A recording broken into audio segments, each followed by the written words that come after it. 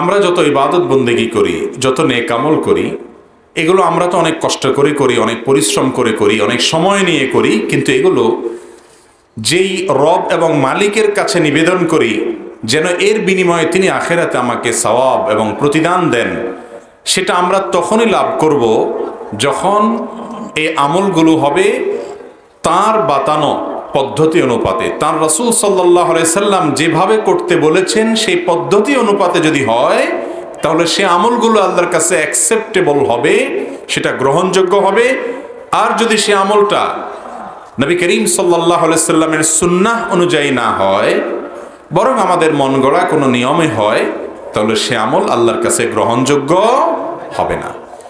একজন সালাত আদায় করেছে, নামাজ পড়েছে, কিন্তু নামাজটা মুহাম্মদুর রাসূলুল্লাহ সাল্লাল্লাহু আলাইহি সাল্লামের বাতানো নিয়ম অনুযায়ী হয় নাই, তিনি অন্য কোনো নিয়মে পড়েছেন যেটা হাদিসের সাথে মিলে না, নবী সাল্লাল্লাহু আলাইহি সাল্লামের সুন্নাহর সাথে কোনো মিল নেই, এই রকম নামাজ, এরকম সালাত আল্লাহর কাছে গ্রহণযোগ্য হবে না।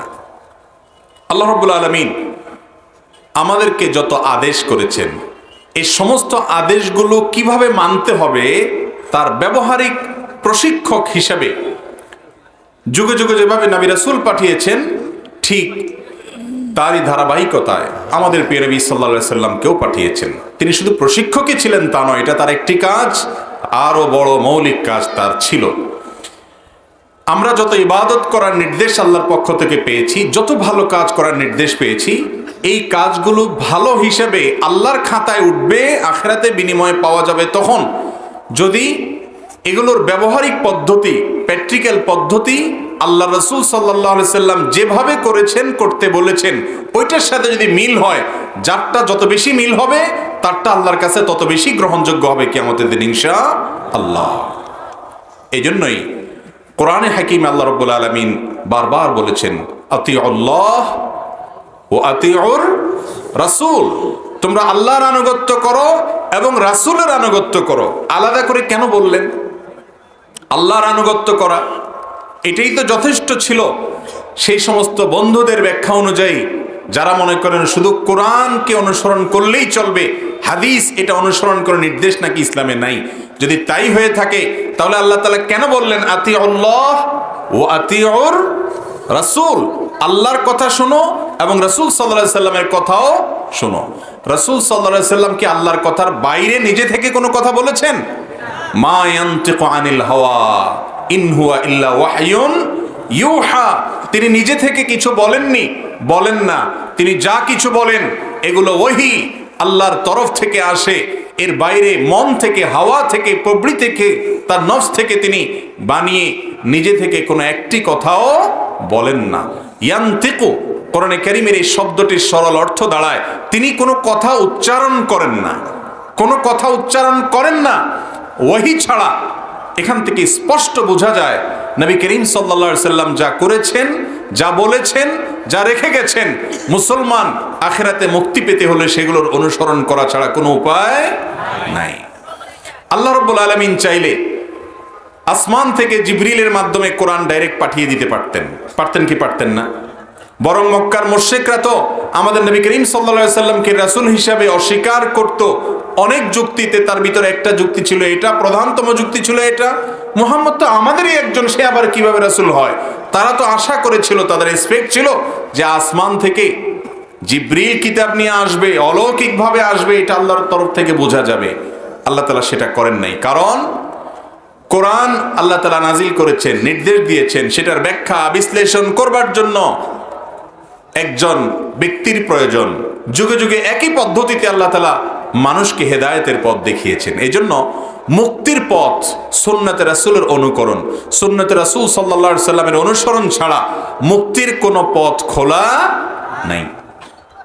আল্লাহ রাব্বুল আলামিন কোরআনে কারীমে বলেছেন, আল ইয়াউমা আকমালতু লাকুম দীনাকুম ওয়া আতমামতু আলাইকুম নিআমাতি। আজ আমি তোমাদের জন্য আমার দ্বীনকে পরিপূর্ণ করে দিয়েছি এবং আমার নেয়ামতকে তোমাদের জন্য আমি দিয়েছি পূর্ণতা দিয়ে। আজ ওয়ারাদিতু লাকুমুল ইসলাম দীনা, আর ইসলামকে তোমাদের জন্য দ্বীন হিসাবে আমি সন্তুষ্ট হয়েছি, নির্বাচন করেছি, দিয়েছি। এটাই আল্লাহর পক্ষ থেকে মনোনীত দ্বীন। এই আয়াত থেকে বোঝা যায় ইসলাম কি পূর্ণ হয়ে গেছে না কোনো পূর্ণতার বাকি আছে? কোনো ইবাদত, কোনো আমল, এটা যদি আপনি রাসূল করিম সাল্লাল্লাহু আলাইহি সাল্লামের পদ্ধতির চাইতে অন্য কারোর পদ্ধতি অনুযায়ী করাটাকে উত্তম মনে করেন, তার মানে ইসলামকে আপনি পরিপূর্ণ মনে করছেন না, সেজন্য ওইটাকে অন্য কারোর পদ্ধতি দিয়ে করলে পরিপূর্ণ হবে মনে করছেন। এটা প্রকারান্তরে ইসলামের পূর্ণতাকে অস্বীকার করা। এজন্য যে ব্যক্তি ইসলামের নামে এমন কোনো কাজ করে, এমন কোনো কথা বলে যেই কথা আসলে ইসলামে নাই, এটি আল্লাহর জমিনে সবচেয়ে ভয়াবহ অপরাধগুলোর মধ্যে থেকে একটি। এটাকে ইসলামী শরীয়তের পরিভাষায়, নবীজি সাল্লাল্লাহু আলাইহি সাল্লামের হাদিসের পরিভাষায় বেদাত বলা হয়েছে। কি বলা হয়েছে ভাই? বেদাত। এ সম্পর্কে নবী করিম সাল্লাল্লাহু আলাইহি সাল্লাম বলেছেন, ইয়াকুম ওয়া মুহদাসাতিল উমুর, তোমরা ইসলামের মধ্যে নতুন নতুন অনেক কথা শুনবে। নতুন কথা বলতে যেই কথাগুলো কোরআনে নাই, হাদিসে নাই, সালাফের যুগে নাই, কিন্তু ইবাদতের পদ্ধতিতে, ইবাদতের মধ্যে সংযোজন হিসাবে, নতুন ইবাদত হিসাবে অনেক আমলের কথা তোমরা শুনবে, যেগুলোর কোনো ভিত্তি, যেগুলোর কোনো গোড়া কোরআনেও নাই, হাদিসেও নাই, আমলে সাহাবাতেও নাই। এই রকম যে আমলগুলো তোমরা দেখবে, দেখতে সেগুলো ভালো আমল মনে হয়, সুন্দর আমলই মনে হয়, কিন্তু এই রকম আমলগুলো থেকে তোমরা বেঁচে থাকবে। ইয়াকুম ওয়া মুহদাসাতিল উমুর, ইসলামের নামে এই নতুন নতুন আমল যেগুলোর কোনো ভিত্তি কোরআন হাদিসে নাই, সেগুলোতে নতুন মানে হলো কোরআন হাদিসে নাই, পরে এসেছে, এই আমলগুলো থেকে তোমরা বেঁচে থাকবে। প্রিয় নবী সাল্লাল্লাহু আলাইহি সাল্লাম বড় মায়া করে বলে গেছেন, ইয়াকুম, আরবরা, আরাবিয়ানরা আরবিতে কোনো কাউকে খুব ভালো করে সাবধান করার জন্য, খুব কাছের কাউকে বোঝানোর জন্য ইয়াক ওয়া ইয়াকুম এই জাতীয় শব্দ ব্যবহার করা হয়ে থাকে। এর মানে হলো তোমরা খুব সাবধান থাকবে, সতর্ক থাকবে। ইসলামের নামে নিত্য নতুন বিভিন্ন আবিষ্কার, বিভিন্ন লোকের মন গড়া বানোয়াট অনেক আমলের কথা শুনবে, যেগুলোর ভিত্তি কোরআন হাদিসে নাই। এগুলো থেকে তোমরা বেঁচে থাকবে। দেখতে যত ভালো হোক, এগুলো তোমাদের জন্য ক্ষতিকর। কারণ ফাইন্না কুল্লা মুহদাসাতিন বিদআহ, কারণ ইসলামের নামে যেগুলো পরে মানুষ আবিষ্কার করেছে, যেগুলোর কোনো ভিত্তি বা গোড়া না কোরআনে আছে, না বিশুদ্ধ কোনো হাদিস থেকে পাওয়া যায়, এগুলো সবগুলো হলো বিদআত। এগুলো সবগুলো হলো ইসলামের মধ্যে নতুন আবিষ্কার। ওয়া কুল্লু বিদআতিন দালালাহ, আর সকল বিদআতের ঠিকানা হলো, সকল বিদআত মানে হলো ভ্রষ্টতা। তুমি আমল করে জান্নাতে যেতে চাচ্ছ, বিদআত করলা মানে পথ হারায় ফেললা, ভ্রষ্ট হয়ে গেলা, বিপদগামী হয়ে গেলা, তুমি পথভ্রষ্ট হয়ে গেলা, জাহান্নামের দিকে চলে গেলা। ওয়া কুল্লু দালালাতিন ফিন্নার, আর সকল ভ্রষ্টতা, সকল পথহারা এই ব্যক্তির ঠিকানা জাহান্নাম, এবং সে জাহান্নামে যাবে। এজন্য ইসলামের নামে যদি কোনো বেদাত করা হয় যেটা কোরআন হাদিসে নাই, কিন্তু দেখতে ভালো লাগে, এ আমল করা যাবে? যত ভালো লাগুক, যত ভালো মনে হোক, ওইটা করতে যত তৃপ্তি লাগুক, কোরআনে যদি না থাকে, হাদিসে যদি না থাকে, কোরআন হাদিসের আলোকে যদি সেটা প্রমাণিত না হয়, সাব্যস্ত না হয়, করা না যায়, সম্পূর্ণ নতুন পদ্ধতি অথবা নতুন সংযোজন যদি হয়, সেটাকে নবী সাল্লাল্লাহু আলাইহি সাল্লাম বলেছেন এটা হলো গোমরাহি, বিপদগামিতা। দেখতে ভালো হলে কি হবে? এবং এটার ঠিকানা জাহান্নাম। আম্মা জান আয়েশা রাদিয়াল্লাহু তাআলা আনহা থেকে বর্ণিত বুখারীর একটি হাদিস রয়েছে ঐতিহাসিক। নবী করিম সাল্লাল্লাহু আলাইহি সাল্লাম বলেছেন, মান আহদাসা ফি আমরিনা হাযা, যে ব্যক্তি আমাদের এই ধর্মের মধ্যে, ইসলামের মধ্যে এমন কোনো কিছু সৃষ্টি করবে, এমন কোন আমল সৃষ্টি করবে, মা লাইসা মিনহু, যেটা এই ধর্মে, এই ইসলামে নাই, অর্থাৎ কোরআনে নাই, হাদিসে নাই, ফাহুয়া রাদ, তাহলে সেটা প্রত্যাখ্যানযোগ্য। দেখতে যত ভালো হোক, সেটা করা যাবে। এই জন্য মুসলমান আমাদেরকে কিয়ামতের ময়দানে নেক আমলগুলোর সওয়াব পেতে হলে সেগুলো কোরআন হাদিসে আছে কিনা, এতটুকু অন্তত আমার ধারণা থাকতে হবে, নিশ্চয়তা থাকতে হবে। মন গড়া কোনো বেদাত, নতুন আবিষ্কার এটা করে জান্নাতে যাওয়া যাবে, বরং হাদিস থেকে বোঝা গেল ওটা জাহান্নামে যাওয়ার কারণ। মোহতারাম হাজরিন, আমাদের সমাজে অনেক ভাইরা আছেন যারা মনে করেন যে কাজটা তো ভালো, খারাপ কিছু তো আর করছে না। অনেক ভাই বেদাতে লিপ্ত, কিন্তু তার সপক্ষে যুক্তি দেওয়া হয় যে কাজটা তো ভালো। কাজটা ভালো না মন্দ এটা তো আপনি আমি বললে হবে না। ভালো এবং মন্দ বলতে হবে কোরআন এবং হাদিস। আপনি আমি যদি ভালো মন্দ বলার অধিকার রাখি, তাহলে কোরআন হাদিস কেন এসেছে? আমাদের অনেক ভাইরা বেদাত সম্পর্কে আলোচনা করলে একটা কমন প্রশ্ন ছুড়ে দেন, একেবারে কমন প্রশ্ন। সেই প্রশ্নটা হলো, হুজুর যে মাইকে ওয়াজ করতেছেন এটা কি রাসূলের যুগে ছিল? এই মাইকে ওয়াজ করার কথা কি কোরআনে আছে? এটার কথা কি হাদিসে আছে? এই ক্যামেরাগুলোর কথা কি কোরআন হাদিসে আছে? এই লাইট বিদ্যুতের কথা কি কোরআন হাদিসে আছে? এগুলো কি রাসূল সাহাবীর যুগে ছিল? তাহলে এগুলো যে আপনারা করতেছেন এগুলো তো বেদাত হচ্ছে। এরকম একটা প্রশ্ন আছে না নাই? এই প্রশ্নের উত্তর খুবই সোজা, খুবই সরল ভাই। সেটা হলো, একটা হলো দুনিয়ার ক্ষেত্রে নতুন আবিষ্কার, একটা হলো দ্বীনের ভেতর নতুন আবিষ্কার। দুনিয়ার কোনো কাজে নতুন আবিষ্কার মানেই ভালো, যত আপডেট হবে তত ভালো, যত আপডেট পাওয়া যাবে তত বেশি দামি হবে। মোবাইল সেট আপডেট যেটা আসবে, নতুন যেটা আসবে, পুরানটার চাইতে সেটা ভালো হবে, উন্নত হবে, এতে কোনো সন্দেহ নেই। দ্বীনের ক্ষেত্রে এই যুক্তি চলবে না। নতুন কোনো জিনিস সংযোজন দ্বীনের ক্ষেত্রে চলবে না, কারণ দ্বীন হলো কোরআন এবং হাদিসের নাম, সেখানে মন গড়া কোনো কিছু যুক্ত করা চলবে না। এই মাইক, এটা কি দুনিয়া না দ্বীন? এটা দুনিয়া। এটার কাজ হলো আমার আওয়াজটাকে অনেক মানুষের কাছে পৌঁছায় দেওয়া। এটা হলো আমার আওয়াজটা পৌঁছানোর মাধ্যম। যদি কেউ মনে করে এই মাইক দিয়ে ওয়াজ করলে সওয়াব বেশি হবে, আর মাইকটা সরায়া খালি গলায় ওয়াজ করলে সওয়াব কম হবে, তাহলে সেক্ষেত্রে মাইকটা দুনিয়া থাকে নাই। সওয়াবের আশায় যদি এই মাইক দিয়ে ওয়াজ করলে সওয়াব বেশি হবে, মাইক ছাড়া যদি একই মানুষকে ওয়াজ করে তাহলে সওয়াব কম হবে, এইরকম উদ্দেশ্যে যদি কেউ মাইক ব্যবহার করে তাহলে এটা দুনিয়া থাকে নাই, সেটাকে দ্বীন হিসেবে ব্যবহার করছে, তাহলে সেক্ষেত্রে দ্বীনের মধ্যে এটা নতুন সংযোজন হবে। কারণ আমার রাসূল বলে যান নাই যে মাইকে ওয়াজ করলে সওয়াব বেশি হবে। ঠিক না ঠিক? একটা হলো ইবাদত, আরেকটা হলো উপকরণ। একটা হলো ইবাদত, আরেকটা হলো কি ভাই? উপকরণ। নবী করিম সাল্লাল্লাহু আলাইহি ওয়াসাল্লাম বলেছেন, মান আহদাসা ফি আমরিনা হাযা, যে ব্যক্তি আমাদের এই ইবাদতের মধ্যে নতুন কিছু করবে। শব্দটা খেয়াল করেন নবীজির, যে ব্যক্তি আমাদের এই ইবাদতের মধ্যে, শরীয়তের মধ্যে, ইসলামের মধ্যে, কোরআন হাদিসের মধ্যে যদি নতুন কিছু বাড়ায় নিজে থেকে, সেটা প্রত্যাখ্যানযোগ্য, সেটা বাতিল। কিন্তু এই মাইকের কথা বলেন, লাইটের কথা বলেন, গাড়ির কথা বলেন, উড়োজাহাজের কথা বলেন, এই সব বিষয়গুলো, এগুলো কি কোরআন হাদিসের বিষয়? এগুলো তো দুনিয়ার বিষয়। নবীজি সাল্লাল্লাহু আলাইহি সাল্লাম একবার সাহাবীদেরকে বলেছিলেন, আনতুম আ'লামু বি উমুরি দুনিয়াকুম, তোমরা তোমাদের দুনিয়ার কাজ এটা আমার চাইতে ভালো বুঝো। তিনি কি দুনিয়া বুঝাইতে আসছেন না দ্বীন বুঝাইতে আসছেন? তার দ্বীনের মধ্যে নতুন কিছু সংযোজন হলে সেটার নাম বিদআত, সেটা পরিত্যাজ্য, সেটা বাতিল। কিন্তু দুনিয়ার কোনো কাজে, আগের যুগে এক সময় মানুষ চেরাগের আলোতে চলতো, হারিকেনের আলোতে চলতো।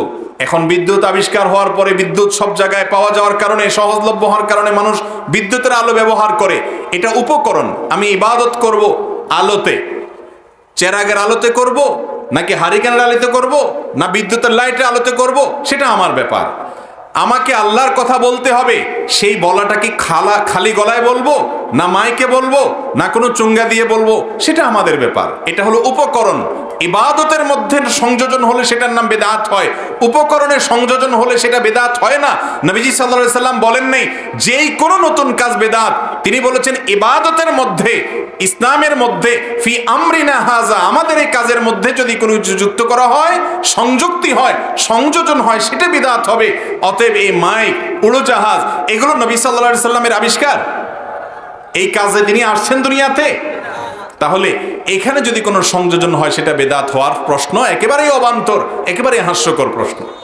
ভাইরা আমার, নবী করিম সাল্লাল্লাহু আলাইহি ওয়াসাল্লাম তিনি ঘোড়ায় চড়ে ওমরা করতে গেছেন, হজ করতে গেছেন, গাধায় চড়ে গিয়েছেন, উটে চড়ে গিয়েছেন, বিভিন্ন বাহনে চড়েছেন, সেগুলো এখন নাই।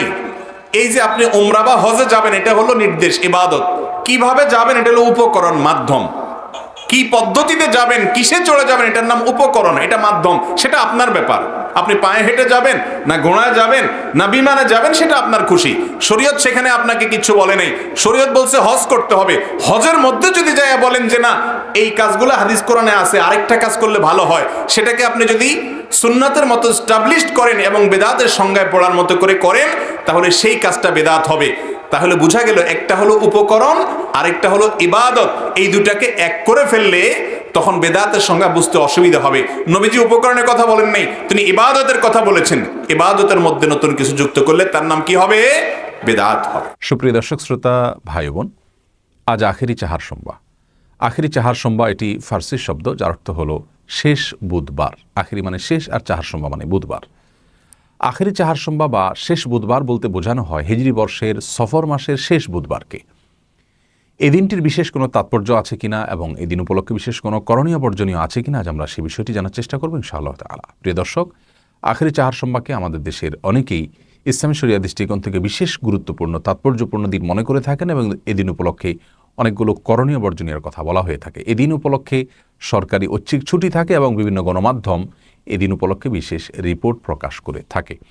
মূলত আখেরি চাহারসম্বা বা সফর মাসের শেষ বুধবারকে যে কারণে তাৎপর্যপূর্ণ দিন মনে করেন অনেকে, সেটি হলো যে আমরা সকলে জানি এবং সর্বজন স্বীকৃত বিদিত যে আমাদের প্রিয় নবী সাল্লাল্লাহু আলাইহি সাল্লাম মৃত্যুবরণ করার আগে বেশ কিছুদিন থেকে অসুস্থ ছিলেন।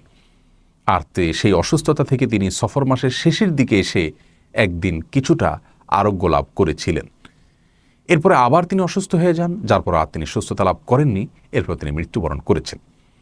তাহলে সফর মাসের শেষের দিকে তিনি সুস্থতা লাভ করেছেন একদিন এসে, সে বিষয়ে কারোর কোনো দ্বিমত নাই এবং বিষয়টি সুবিদিত এবং সুপ্রমাণিত। সেই দিন যে দিনে তিনি সুস্থতা লাভ করেছিলেন সেটি কোন দিন ছিল সে বিষয়ে অনেকে দাবি করে থাকেন সেটি বুধবার ছিল এবং সেজন্য এদিন উপলক্ষে আমাদের আনন্দ প্রকাশ করা উচিত, বিশেষ নামাজ পড়া উচিত, সদকা করা উচিত বা ভালো কাজ করা উচিত, যেমনটি সাহাবায়ে কেরাম করেছেন বলে তারা দাবি করে থাকেন। মূলত প্রিয় নবী সাল্লাল্লাহু আলাইহি সাল্লাম সফর মাসের শেষের দিকে এসে সুস্থতা লাভ করেছেন এটি সত্য হলেও সে দিনটি কি বার ছিল এরকম কোনো সুনির্দিষ্ট বারের কথা রাসূল করিম সাল্লাল্লাহু আলাইহি সাল্লাম থেকে বর্ণিত বা সাহাবায়ে কেরাম থেকে বর্ণিত কোনো হাদিস থেকে আমরা জানতে পারি না। অর্থাৎ বুধবারের এই দিনটিতেই তিনি সুস্থতা লাভ করেছেন এই বিষয়টি সম্পূর্ণ ভিত্তিহীন এবং মন গড়া এবং অপ্রমাণিত একটি বিষয়। বরং হাফেজ ইবনে হাজার আসকালানি রাহিমাহুল্লাহ এবং হাফেজ ইবনে কাসির রাহিমাহুল্লাহ ইসলামের ইতিহাস দুজন পণ্ডিত পুরুষ, একজন হাদিস শাস্ত্রের মহাপণ্ডিত আর একজন তাফসীর শাস্ত্রের মহাপণ্ডিত, তারা উভয় যথাক্রমে ফাথুল বারি এবং আল বিদায়া ওয়ান নিহায়া নামক গ্রন্থে উল্লেখ করেছেন যে নবী সাল্লাল্লাহু আলাইহি সাল্লামের সফরের শেষের দিকে এসে সুস্থতা লাভ করার সেই দিনটি ছিল বৃহস্পতিবার। তাহলে বুধবার তিনি আরোগ্য লাভ করেছেন এরকম কোনো বর্ণনা, গ্রহণযোগ্য কোনো বর্ণনা পাওয়া যায় না। এটা হলো প্রথম কথা। দ্বিতীয় কথা হলো যে নবী সাল্লাল্লাহু আলাইহি সাল্লামের আরোগ্য লাভের দিনটিকে সাহাবায়ে কেরাম বিশেষভাবে উদযাপন করেছেন, এই বিষয়টি সম্পূর্ণ অসত্য। এ বিষয়ে রাসূল আকরাম সাল্লাল্লাহু আলাইহি সাল্লাম থেকে বা হাদিস গ্রন্থগুলোতে কোনো প্রকার বিশুদ্ধ বর্ণনা পাওয়া যায় না। এর পাশাপাশি এই দিনটিকে কেন্দ্র করে একজন মুসলিম হিসাবে আমাদের বিশেষ কোনো আনন্দ উদযাপন করতে হবে, আমাদের বিশেষ কোনো আমল করতে হবে, এগুলো কোনো গ্রহণযোগ্য ভিত্তি দ্বারা প্রমাণিত নয়। এ সম্পর্কে তাযকিরাতুল আওরাদ নামক একটি কিতাব এবং আমাদের দেশের মকসুদুল মুমিনিন, বারোচান্দের খুতবা বা এই জাতীয় যে সমস্ত বইগুলো অথেন্টিক নয়, সে সমস্ত বই পুস্তকে কোনো প্রকার গ্রহণযোগ্য তথ্য ছাড়াই এ ধরনের অনেক আমলের কথা বলা হয়েছে। তোমাদের থেকে একটি আমল হলো যে আখেরি চাহারসম্বা বা সফর মাসের শেষ বুধবার সকালে সূর্য উদয়ের কিছুক্ষণ পর 2 রাকাত নামাজ পড়ার নির্দেশ করা হয়েছে এবং সেই নামাজের প্রথম রাকাতে সূরা ইখলাস 11 বার, দ্বিতীয় রাকাতে সূরা ইখলাস 11 বার এবং নামাজ শেষে 70 বার বিশেষ দুরূদ এবং দোয়া পাঠ করার কথা বলা হয়েছে। এরকম একটি বর্ণনা পেশ করা হয়েছে সে বইয়ে তাযকিরাতুল আওরাদে। এই বর্ণনা সম্পর্কে পাক ভারত মহাদেশের অনেক বড় একজন পণ্ডিত আলেম শেখ আব্দুল হাই আল লাখনবী রাহিমাহুল্লাহ, তিনি তার প্রখ্যাত গ্রন্থ আল আসারুল মারফুআ ফিল আখবারিল মাওদুআ নামক কিতাবে সেটিকে জাল এবং ভিত্তিহীন প্রমাণ করেছেন। এরকম আরও অনেকগুলো আমলের কথা আমরা আখেরি চাহারসম্বা উপলক্ষে শুনে থাকি, ইউটিউবে দেখা যায় এবং বিভিন্ন বক্তারা বলে থাকেন। মূলত এগুলোর কোনো গ্রহণযোগ্য ভিত্তি রাসূল করিম সাল্লাল্লাহু আলাইহি সাল্লামের কোনো হাদিস থেকে পাওয়া যায় না। তৃতীয় কথা হলো যে প্রিয় নবী সাল্লাল্লাহু আলাইহি সাল্লামের জীবনে বেশ অনেকবার বিপদ মুক্তির ঘটনা ঘটেছে। কাফেরদের কবল থেকে আল্লাহ রাব্বুল আলামিন তাকে মুক্তি দান করেছেন। তিনি হিজরতের সময় গুহায় আশ্রয় নিয়েছেন, সেখান থেকে আল্লাহ রাব্বুল আলামিন তাকে মুক্তি দান করেছেন। বিভিন্ন যুদ্ধে বিপদের সম্মুখীন হয়েছেন, সেখান থেকে আল্লাহ রাব্বুল আলামিন তাকে নাজাত দান করেছেন। মক্কার কাফেরদের থেকে তাকে নিষ্কৃতি দিয়েছেন। অর্থাৎ তার জীবনে বিপদ মুক্তির অনেকগুলো ঘটনা ঘটেছে। সেই ঘটনাগুলোকে স্মরণীয় করে রাখতে গিয়ে বা সেই ঘটনাগুলোকে বিশেষ দিবস হিসাবে ধার্য করে সেদিনকে পরবর্তী বছরগুলোকে তিনি অথবা তার কোনো সাহাবী অথবা কোনো তাবী পরবর্তীতে উদযাপন করেছেন, এরকম কোনো বর্ণনা কোরআন হাদিসের কোথাও পাওয়া যায় না। তাহলে প্রিয় নবী সাল্লাল্লাহু আলাইহি সাল্লামের আরোগ্য লাভের দিনটিকে বিশেষভাবে উদযাপন করতে হবে এরকম কোনো বক্তব্য সঠিক নয়। সাহাবায়ে কেরামও করেননি, তাবিরাও করেননি, তাদের পরবর্তীতে তাবিরাও করেননি। সুতরাং প্রথম কথা হলো যে সফর মাসের শেষ বুধবারে তিনি আরোগ্য লাভ করেছেন, সেটি প্রমাণিত নয়। দ্বিতীয় কথা হলো যে সেদিনটি যদি প্রমাণিত হয় ও ধরেও নেওয়া হয়, সেদিন উপলক্ষে বিশেষ কোনো কর্মসূচি, বিশেষ কোনো আমলের কথা কোন হাদিসে আমাদেরকে বলা হয়নি। আর ইসলাম মানেই হলো কোরআন এবং হাদিসকে অনুসরণ করা, রাসূল করিম সাল্লাল্লাহু আলাইহি ওয়াসাল্লামকে অনুসরণ করা, সাহাবা একরাম এবং তাবেঈদেরকে অনুসরণ করা, মন গড়া কোনো কিছু করা এটা ইসলাম নয়, বরং এটি বিদআত, যা পরিত্যাজ্য। বাংলাদেশের একজন অনেক বড় আলেম ছিলেন, তাকে আজ তরুণরা চিনে না বললেই চলে। মুফতি ফয়জুল্লাহ রহিমাহুল্লাহ, চট্টগ্রামের, যিনি সারা জীবন বেদাতের বিরুদ্ধে, শিরকের বিরুদ্ধে সোচ্চার ছিলেন। তিনি বেদাতের সংজ্ঞায় ফার্সি একটা পংক্তি বলেছেন, অসাধারণ লেগেছে আমার কাছে। তিনি বলেছেন, গায়রে দীরা দিশ মর্দান বেদাতাস্ত, যেটা দিন না, ইসলাম না, সেটাকে ইসলাম মনে করলে সেটার নাম বেদাত হবে। এ লাইট, গাড়ি, বিমান, এগুলাকে কেউ ইসলামের কাজ মনে করে? অতএব এগুলো বেদাতের আওতায় পড়বে না। মুহতারাম হাজরিন, বেদাত কত জঘন্য অপরাধ, কত ডেঞ্জারাস অপরাধ, এটা বোঝার জন্য আমি ছোট্ট একটা উপমা দিই। উপমাটা হলো, আপনি দোকানে গিয়েছেন, আপনার কাছে টাকা নাই পকেটে, ক্ষুধা লেগেছে, দোকানদারকে বলেছেন, ভাই আমি অনেক বেশি ক্ষুধার্ত, বা এই সদাইটা আমার খুব দরকার, কিন্তু পকেটে টাকা নাই, তুমি আমাকে এটা বাকি দাও, অথবা আল্লাহর হস্তে একটু আমাকে এটা দাও। এমন কিছু চাইলেন যেটা দোকানদার চাইলে দিয়ে দিতে পারেন। দোকানদার যদি ভালো মানুষ হয়, দানশীল মানুষ হয়, মানুষের প্রতি আন্তরিক হয়, তাহলে এই দানশীল মানুষটা কিন্তু আপনাকে চাইলে, ঠিক আছে তোমার ক্ষুধা লাগছে, একটা কেক দিয়ে দিলাম, একটা স্যান্ডউইচ দিয়ে দিলাম, 2 পিস বিস্কিট দিয়ে দিলাম, একটা কলা দিয়ে দিলাম, সে ফ্রি দিয়ে দিলে দিতে পারে। ঠিক না ঠিক? কোনো টাকা নাই, বিনা টাকায় পাইলেও পাইতে পারেন। সাধারণত টাকার বিনিময়ে দেয়া হয়, টাকা ছাড়া দেয়া হয় না। কিন্তু কাউকে টাকা ছাড়া দিলে দোকানদার দিতে পারে, তার যদি দিলে মায়া হয়ে যায়। ঠিক না ঠিক? আবার একই কেস আরেকজনের জন্য ভিন্নভাবে ঘটেছে। তিনি দোকানে গেছেন, তার পকেটে কোনো আসলে টাকা নাই, অথবা আছে কিন্তু সে একটা জাল নোট নিয়ে গেছে। নোটটা জাল, নকল, আসল না। এটা বাংলাদেশ ব্যাংকের নোট না, এটা গোড়ায় নাই, এটা নকল, কেউ বানাইছে পরে। তো এই নোটটা নিয়ে দোকানদারকে সুন্দর করে দিয়া বলতেছে, ভাই আমাকে সদাই দাও, জুস দাও, আমাকে কেক দাও, আমাকে স্যান্ডউইচ দাও, বিস্কিট দাও, কলা দাও। সে সদাই কিনতে গেছে। তার ওই নোট ধরে যদি দোকানদার টের পায় যে এটা জাল টাকা, তাহলে কি বলবে যে আহারে বেচারার কাছে হয়তো আসল টাকা নাই, সেজন্য জাল টাকা নিয়ে আসছে, থাক জাল টাকা দিয়েছে তাতে কি, তাকে সদাইটা দিয়ে দিই, এরকম হবে? কি করবে? দোকানদার বলবে যে আচ্ছা ভাই বসেন। এদিকে 999-এ কল করবে, 999-এ কল করে বলবে, পুলিশ ভাই, কাস্টমার তো একটা পেয়ে গেছি, জলদি চলে আসেন।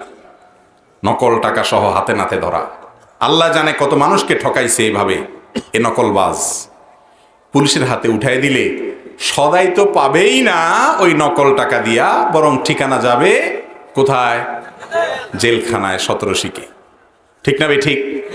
ঠিক একইভাবে আপনি যে আমলটা কোরআন হাদিসে আছে আসল, ওই যে বাংলাদেশ ব্যাংকের টাকার মতো গোড়ার অরিজিনাল যেটা কোরআনে আছে, হাদিসে আছে, সে আমলটা আপনি করেন।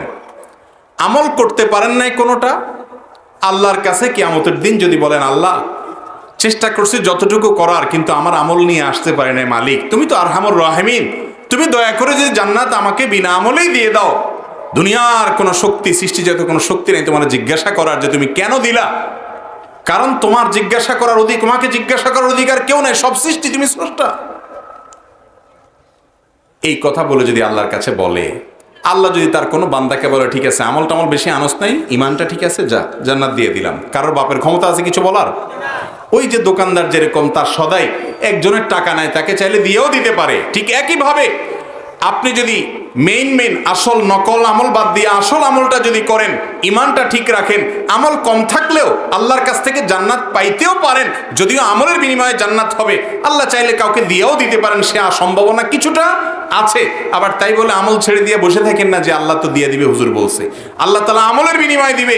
কাউকে, ওই যে দোকানদার তো টাকার বিনিময়ে দেয়, হঠাৎ কাউকে দিলে দিতে পারে, আল্লাহ চাইলে কাউকে দিতে পারেন, আল্লাহর ইখতিয়ার আছে।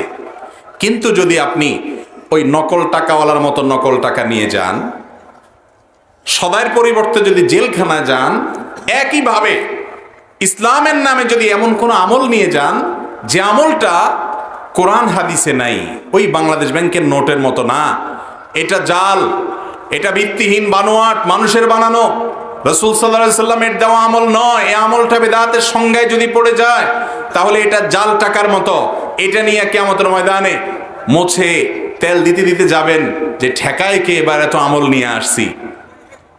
আর আল্লাহ রাব্বুল আলামিন তখন যখন দেখবেন যে আল্লাহ তো জানেন সব কিছু, যে সব তো নকল, কিছু আসল আছে কিন্তু কিছু নকলও আছে, এই নকল আমল দেখে ওই নকল টাকার মতো কোথায় যাবে সেটা আমার কথা না, নবীজির কথা। ওয়াকুল্লা বিদআতিন দালালাহ ওয়াকুল্লা দালালাতিন ফিন্নার। সকল বিদআত, সকল জাল আমল, নকল আমল যেটার কোনো ভিত্তি কোরআন হাদিসে নাই, এটা গুমরাহি, পথভ্রষ্টতা, আর এই পথভ্রষ্টতা জাহান্নামে নিয়ে যাবে, অর্থাৎ এই আমলের মাধ্যমে জাহান্নামে যাবে। ওই যে 14 শিখে যাবে সে সদাই তো পাবেই না, ওই আমল দিয়ে সব তো পাবেই না, উল্টা আরো গুনাহ হয়ে সে জাহান্নামে যাবে। আল্লাহ তাআলা আমাদেরকে বেঁচে থাকার তৌফিক দান করুন। বেদাত থেকে বেঁচে থাকার চেষ্টা করব তো ইনশাআল্লাহ। ভাইরা আমার, এই নকল আমল এটা আমাদের সমাজে আছে। এগুলো নিয়ে বলতে গেলে অনেক মুরব্বীরা বুঝেন না, ওনারা রাগ করে বলেন কি, বলেন যে কি হুজুর বাইর হয়েছে আজকাল, বলো যে এটা সঠিক না, এটা ভুল, ওইটা বেদাত। ভাই, বেদাত মানেটা কি? সংজ্ঞা তো অনেক বলেছি, এটা একটা সরল বাংলায় গ্রাম্য একটা সংজ্ঞা বলি। বেদাত এটাকে আপনি যদি বাংলায় বলেন তাহলে তার অর্থ হয় দাঁত ছাড়া। বেদাত, দর উপরে চন্দ্রবিন্দু দিয়ে দেন। বেদাত মানে কি? দাঁত ছাড়া। আর দাঁত ছাড়া মানে এটার কোনো গোড়া নাই আর কি, কোরআনে নাই, হাদিসে নাই, দাঁত নাই, এটা আলগা আলগা উপর দিয়ে ভাষা ভাষা আছে, এটার গোড়া নেই। এটা যদি আপনি করেন সবের আশায়ও সব পাবেন না। বাবারা, যারা বেদাতের কথা শুনলে আপনারা রাগ হয়ে যান, আপনাদের বোঝার জন্য বলি, আমরা যখন খেতে চাষ করি তখন শুধু ধান গাছ, ফসলের গাছ হয় নাকি সাথে আগাছাও হয়? আগাছা হয় না আপনাদের এলাকায়? নাকি শুধু ফসলের গাছই হয়, আগাছা হয় না? আগাছা যখন হয় ওইগুলো আপনারা কি করেন যে আহারে এগুলো তো ফসলের মতোই তো দেখতে, একই রকম, তাই না? আসলটার সাথে নকলটাও আছে, সেগুলো আপনারা রেখে দেন। রেখে দিলে ফসল ভালো হয়। কি করতে হয়? সেগুলা তুলে তুলে, যাতে করে আবার ফসল না উঠে, সাবধানে শুধুমাত্র সেগুলোকে তুলে তুলে কি করতে হয়? ফেলে দিতে হয়। আপনি যখন ইসলামের কাজ করবেন, ইবাদত বন্দেগী করবেন, কোরআন হাদিসের অরিজিনাল আমলের সাথে কিছু ডুপ্লিকেট, কিছু ভেজাল আমল শয়তান বিভিন্নভাবে ঢুকায় দিবে সমাজের মধ্যে। এই আমলগুলো ওই আগাছার মতো, এগুলোকে যদি পরিষ্কার করে ফেলে দেন, আপনার সুন্নতি আমলগুলোর মধ্যে বরকত হবে, ফসল ভালো হবে ইনশাআল্লাহ। আর যদি ওইগুলো রেখে দেন তাহলে আপনার ফসল ধ্বংস করে দিবে, আপনার ক্ষেত ধ্বংস করে দিবে, আপনার চাষাবাদ নষ্ট হয়ে যাবে, আপনার আমল নষ্ট হয়ে যাবে। এই জন্য দেখতে বেদাত কিন্তু ওই যে আগাছা, যেরকম ধান গাছের মতো, ধান গাছ ক্ষেতের মধ্যে যে আগাছা হয়, এগুলো দেখতে অনেকটা ফসলের মতো না, সবুজ শ্যামল, ওটার সাথে মিশে থাকে না? ঠিক একইভাবে আমাদের সমাজে বেদাতগুলো এরকম এগুলোর সাথে মিশে আছে। আমাদের মুরব্বীদের আরেকটা অভিযোগ আছে, সেটা হলো বলে যে বাবারে, বাপ দাদার 14 গোষ্ঠী করে আসছে। ভাই, আমি খুব শক্ত ভাষায় বলবো না, তবে এতটুকু বলতেই হবে, এই যে কথাটা যে আমার বাপ দাদা যা করে আসছে, এই কথাটা কিন্তু খুব জঘন্য মানুষদের মুখে উচ্চারিত হতো। কোন সত্য কথা শুনলে ওটা মানতে চাইতো না, বলতো মা ওয়াজাদনা আলাইহি আবা আনা, আরে রাখো, সব মূর্তি পূজা করা যাবে না, আমাদের বাপ দাদা 14 গোষ্ঠী করে আসছে, আমরা সেটাই করব। তাহলে অন্ধের মতো বাপ দাদার অনুসরণ করা যাবে না। আবার এটাও ঠিক, অনেক মানুষ বেদাত সম্পর্কে বলতে গিয়ে এমন ভাবে বলে, মনে হয় যে বাপ দাদার 14 গোষ্ঠী যা করছে সব ভুল, রং উনি মাত্র আসমান থেকে নাজিল হয়ে আসছে, সেটাও বাড়াবাড়ি। ঠিক না ঠিক? আমাদের বাপ দাদারা, ময় মুরব্বীরা যা করে গেছেন সব ভুল, অনেক কাজ, বরং বেশিরভাগই ভালো, ভুলের পরিমাণ কিছু আছে কম। তারা যদি না বুঝে করে থাকেন, ইনশাআল্লাহ আল্লাহ তাদেরকে মাফ করে দিবেন। তাদের কাছে সঠিকের দাওয়াত যদি না যেয়ে থাকে, আশা করা যায় আল্লাহ তাদেরকে মাফ করবেন, তাদের চিন্তা আপনার করা লাগবে না।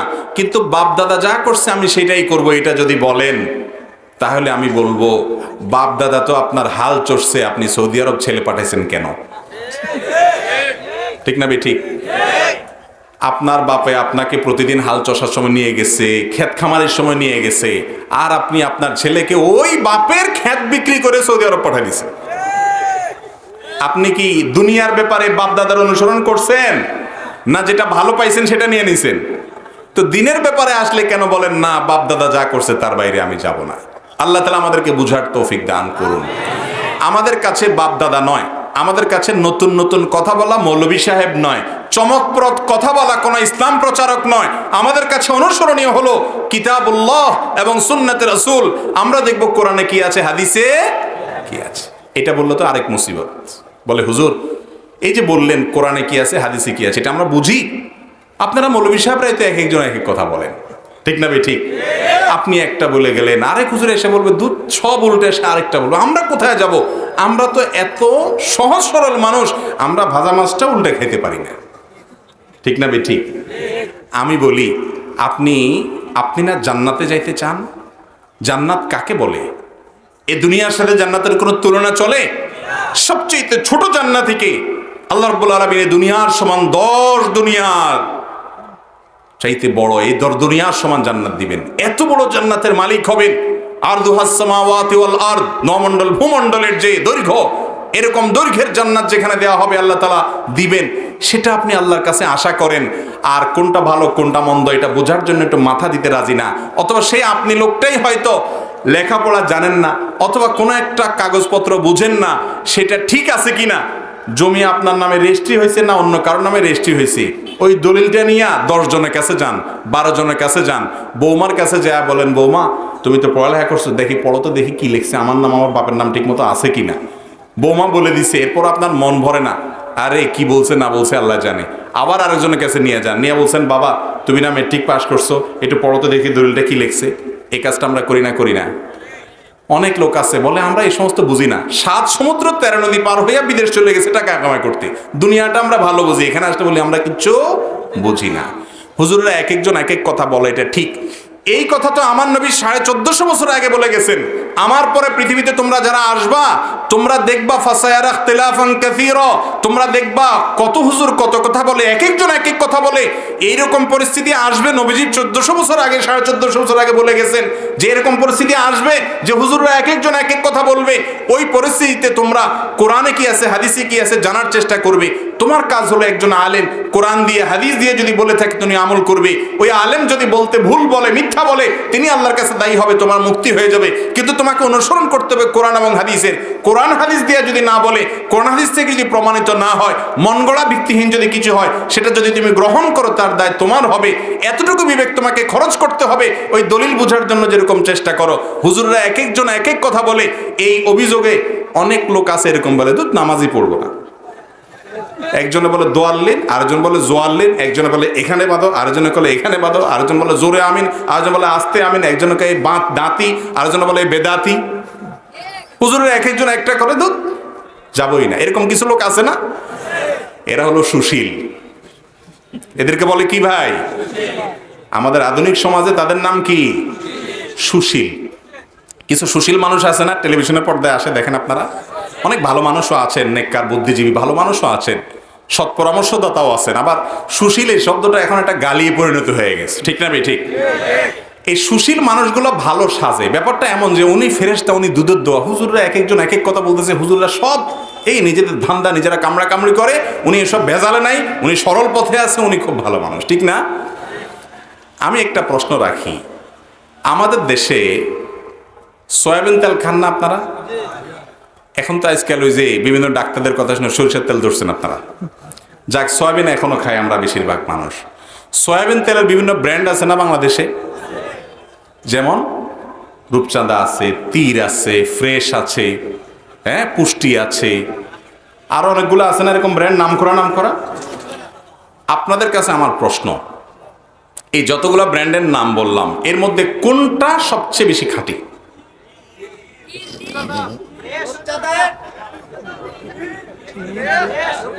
ফ্রেশ, হ্যাঁ, বসুন্ধরা, তীর, রূপচাঁদা, আর নাই পুষ্টি, হ্যাঁ সুরেশ। আচ্ছা, কাজ হয়ে গেছে। এবার শুনেন আমার কথা। আমি শুধু প্রশ্ন করলাম যে তেল কোনটা খাঁটি। আপনারা এখানে যতজন ভাবখানা এমন ততগুলা মাযহাব এখানেই হয়ে গেছে, ঠিক না ঠিক? আপনারা এক একজন এক একটা বলতেছেন ভাই, অথচ এই তেল কোম্পানির সবাই তার বোতলের গায়ে লেখে 90% খাঁটি। এটা লেখে না? কি বলেন? আপনারা তেল কান দেখেন না বোতলের গায়ে কি লেখা? কি লেখা আছে? 80% খাঁটি লেখা থাকে। কি থাকে লেখা? 100% খাঁটি লেখা থাকে, ঠিক না ঠিক? আজ পর্যন্ত কোন তেলখোররে দেখছেন? আমরা সবাই তেলখোর, তেল খাই। এমন কোন তেলখোরকে দেখছেন আজ পর্যন্ত যে রাগের চোটে বলছে এটা কেমন কথা ভাই? তিরালা বলে আমারটা 100% খাঁটি, পুষ্টি এলাকা আমারটা 100% খাঁটি, বসুন্ধরা আমারটা 100% খাঁটি, ফ্রেশ এলাকা আমারটা 100% খাঁটি। এক একজন এক এক কথা বলে, এ বলে এটা খাঁটি, আমি কোনটা কিনবো, কোন দিকে যাবো, তার তেলই খাবো না। এরকম কোনো মানুষ দেখছেন? এর নাম শেয়ানা পাবলিক। আমি যে সুশীল বলছি, সাদে বলছি? এই জায়গায় কি করতে হবে এক একজন এক একটা বলতেছে, তাহলে আমার এখন কি করতে হবে এটা আমরা ঠিকই বুঝি। এখানে আমরা এটা বলি না আমি কি পুষ্টিবিদ, আমি কি খাদ্য শক্তি সম্পর্কে বিশেষজ্ঞ কেউ, এটা নিয়ে কি আমার কোনো পড়াশোনা আছে, গবেষণা আছে, আমি কি জানি কোনটাতে শতভাগ খাঁটি আছে না আছে, আমার কাছে কি কোনো ল্যাব আছে পরীক্ষা করার, আমি কিভাবে বুঝবো? হুজুর আপনি যে বললেন যেটা ভালো হয় চেক করে যাচাই করে খান, কিভাবে খাবো? এতজন এত কথা বলে, আমি তো বুঝিও না কোনটা ভালো, কোনটা শতভাগ, কোনটা 90%, কোনটা 95%, আমি কিভাবে যাচাই করবো? তো আমি তেলই খাবো না। এই কথাটা আপনি বলেন না। আপনি কি করেন আমি বলি। আপনি প্রথম নতুন বিয়ে করার পরে যখন সংসার করেন, বাপ মা আলাদা ঘর তুলে দেয়, এতদিন বাপের হোটেলে খাইছেন, উনি তেল কিনছে, আপনি কিনেনও নাই, টং করে শুধু টোটো কোম্পানির ম্যানেজারই করছেন আর খাইছেন। এখন বিয়ের পরে যখন হাঁড়ি পাতিল দিয়ে আলাদা সংসার করে দিছে, এবার আপনি বাজারে যান, বাজারে যাইয়া এবার তো বিপাকে পড়ে গেছেন। সারাদিন টোটো করে বাইরে ঘুরছেন, মা কি তেল দিয়ে রাঁধছেন আর রাঁধছে হুঁশো নাই। এবার বাজারে যা দোকানদারে বলছেন ভাই তেল দেন, দোকানদার কোনটা দেবো, ক্যারি কোনটা মানে আপনার হুঁশ নেই, কথার কথা। তো এবার আপনি বলতেছেন, চিন্তা করলেন যে অনেকগুলো আছে, সবগুলার গায়ে 100% খাঁটি লেখা আছে। আচ্ছা একটা নেন, নিয়ে খায়া নতুন সংসার, বউরে বলেন রান্ধো দেখি কি হাল, বেডে ফুটপাট করে কিনা, কতটা শুট করে এবং দামেও বনে কিনা, সব ঠিকঠাক আছে না। এটা শেষ হয়ে গেছে আর বউ আবার তেল আনতে বলছে, আপনি বাজারে যাই বলছেন আগের বার এক ব্র্যান্ড কিনছি, এবার আরেকটা কিনি দেখি কি হাল। এবার এনে সেটা দেখেন, এভাবে কয়েকটা দেখার পর আপনার কাছে মনে হয়েছে না, টাকায় পয়সা দামে পড়তায় আমার শরীরের সাথে শুট করা সব কিছু মিলায়া মাশাআল্লাহ এই ব্র্যান্ডটা আমার কাছে ভালো লাগে, আপনি সেটা খাওয়া শুরু করেন, ঠিক না বেটি?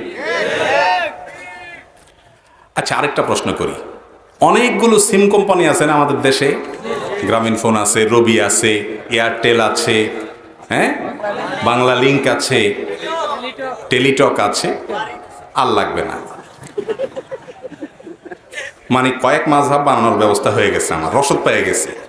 আচ্ছা এবার যদি আপনাদেরকে জিজ্ঞাসা করি, এখানে এক কথায় উত্তর দিবেন, ইখতিলাফ করতে পারবেন না, কোন কোম্পানির সিম বেশি লাভজনক এবং ভালো?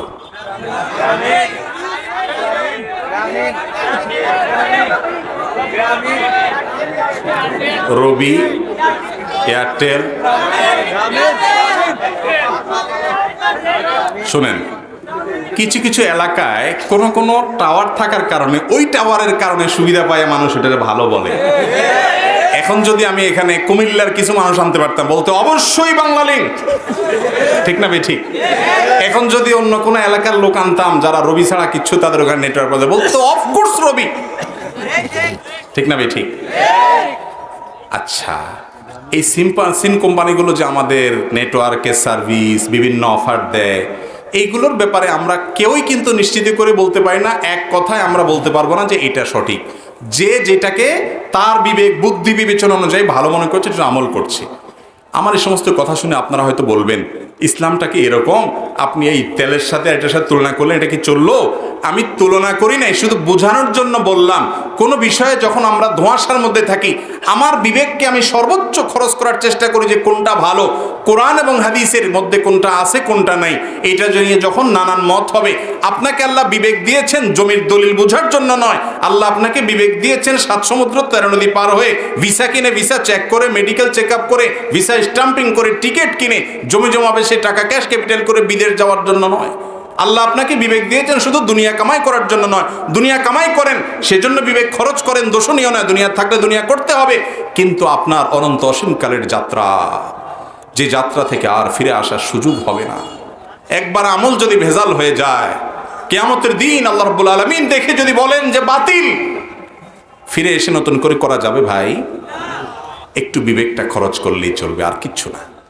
আপনি আপনার বিবেক খরচ করার পর যদি সঠিকটা, যেটা আপনি সঠিক মনে হয়েছে উদ্ধার করতে পেরেছেন, সেটা অনুযায়ী আমল করেছেন, বাস্তবে সেটা ভুল হলেও বুঝের ভুল আল্লাহ তাআলা মাফ করবেন।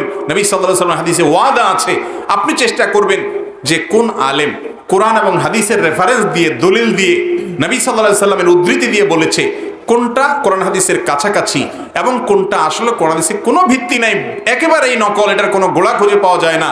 এতটুকু জিনিস পরখ করার জন্য নিজের মাথাকে খাটানো প্রয়োজন হবে। যদি এতটুকু না করেন, আল্লাহ বলবেন কিয়ামতের দিন, বান্দা তুমি দুনিয়ার এত কিছুর জন্য মাথা খাটাইলা, তোমার জান্নাত যে আমল দিয়ে কিনবা, সে আমলটা তোমার টনটন করে বাজে কিনা, পিওর কিনা, আসল কিনা, সেটা নির্ভেজাল কিনা, বেদাত মুক্ত কিনা, এটা তুমি কতটা যাচাই করার জন্য শ্রম সাধ্য সাধনা তুমি মেহনত তুমি ব্যয় করেছো, এই জবাব কিন্তু আল্লাহর কাছে দেওয়া যাবে না। এই জন্য ভাইরা আমার, আখেরাতে মুক্তির জন্য দুটি জিনিস প্রয়োজন। একটির আলোচনা মাগরিবের পরে শেখ সিফাত হাসান করেছেন, এই জন্য আমি আর ওইটা বলি নাই। দ্বিতীয়টা আমি বললাম। প্রথমটি হলো শিরিক মুক্ত ঈমান লাগবে আখেরাতে মুক্তির জন্য। দ্বিতীয়টি হলো বেদাত মুক্ত আমল লাগবে। আমল করবেন, সে আমলটা যেন ভেজাল আমল না হয়, আসলে ভিতরে যেন ভেজাল ঢুকে না যায়। সতর্ক থাকতে হবে, সাবধান থাকতে হবে। আল্লাহ তাআলা আমাদের সকলকে রাসূলের সুন্নাহ অনুযায়ী, রাসূল সাল্লাল্লাহু আলাইহি ওয়াসাল্লামের সুন্নাতের আলোকে আমাদের জীবনকে সাজানোর তৌফিক দান করুন। যত আমল করব সব কোরআন হাদিস অনুযায়ী যেন হয়, সেই তৌফিক আল্লাহ তাআলা আমাদেরকে দান করুন।